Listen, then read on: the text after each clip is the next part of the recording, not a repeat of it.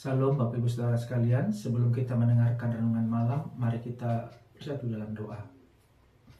Bapa yang Maha Baik, terima kasih sebelum kami beranjak untuk beristirahat malam hari ini, kami ingin mendengarkan sabda Tuhan. Karenanya berfirmanlah untuk kami, karena kami umat-Mu siap untuk mendengar. Dalam nama Yesus kami berdoa. Amin. Firman Tuhan untuk kita malam hari ini terambil dari Roma 15 ayat 5 sampai dengan ayat yang ke-6. Demikian bunyi firman Tuhan. Semoga Allah sumber ketekunan dan penghiburan memberikan kepada kamu hidup yang sehati sepikir sesuai dengan kehendak Kristus Yesus. Sehingga dengan satu hati dan satu suara kamu memuliakan Allah dan Bapa Tuhan kita Yesus Kristus. Dan tema renungan malam hari ini adalah kemuliaan Allah sebagai tujuan hidup utama manusia.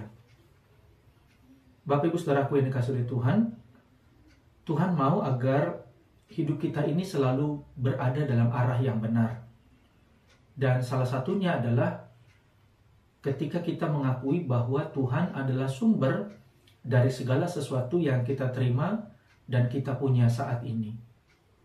Karena itu, semua yang kita punya, semua yang kita terima, harusnya dipakai untuk kemuliaan Allah. Nah, dalam teks ini, Paulus berdoa agar Allah mengaruniakan kepada jemaat di Roma dengan kesatuan yang diistilahkan dengan ungkapan sehati sepikir, sesuai dengan kehendak Yesus Kristus. Nah, kehidupan yang sehati sepikir ini menurut Rasul Paulus bukan hasil dari usaha manusia, melainkan suatu anugerah Allah. Sehingga harus diminta dari kemurahan hati Allah.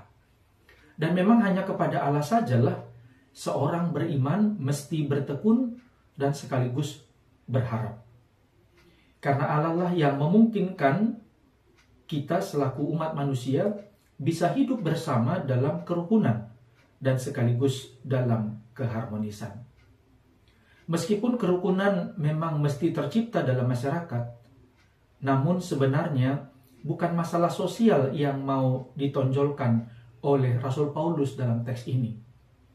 Kerukunan mesti ada lebih-lebih agar manusia bersama-sama satu hati, satu suara dapat memuliakan Allah dan Bapa kita, Tuhan Yesus Kristus. Nah, inilah yang pertama dan utama dalam kehidupan masyarakat Yahudi pada saat itu. Kita semua diajak untuk memuliakan Allah, bukan dalam suasana pertengkaran, tapi dengan satu hati dan satu suara. Dan jemaat yang suaranya satu itu, tapi hatinya tidak dapat bersatu, dapat dikatakan sebagai jemaat yang munafik. Dan jemaat yang hatinya satu, tapi suaranya tidak bersatu, berarti mereka belum belajar bagaimana memuliakan Allah dalam kehidupannya. Karena itulah kesatuan pikiran satu terhadap yang lain menjadi hal yang penting dan yang tidak pernah boleh diabaikan dalam kehidupan umat manusia.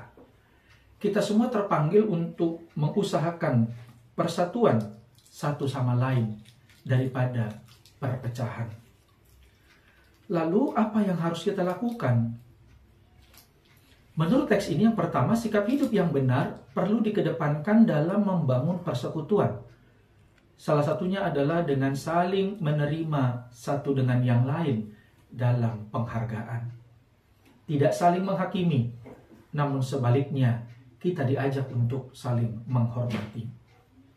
Karena tujuan hidup manusia adalah untuk kemuliaan Allah, maka sebagai jemaat kita harus meneladani apa yang dilakukan oleh Kristus. Bukankah selama berkarya di tengah-tengah dunia ini, dia bersedia menjadi hamba semata-mata demi kebenaran Allah? Maka hidup yang memuliakan Allah adalah hidup yang senantiasa fokus kepada Allah dan bukan fokus kepada kepentingan diri sendiri.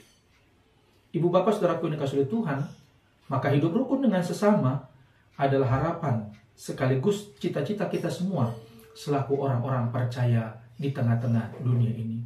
Dan kehidupan yang demikian adalah salah satu indikator kehidupan yang memuliakan Allah dalam kehidupannya. Tuhan Yesus memberkati firman-Nya. Amin. Mari kita berdoa.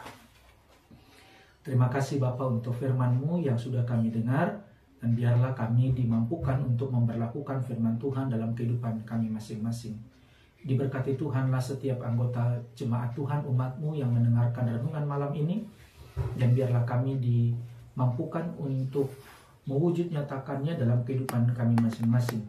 Karena kami sadar diri kami, hidup kami, bahkan semua yang kami punya harusnya diperuntukkan hanya untuk kemuliaan nama Allah. Dalam nama Yesus kami sudah memohon. Amin.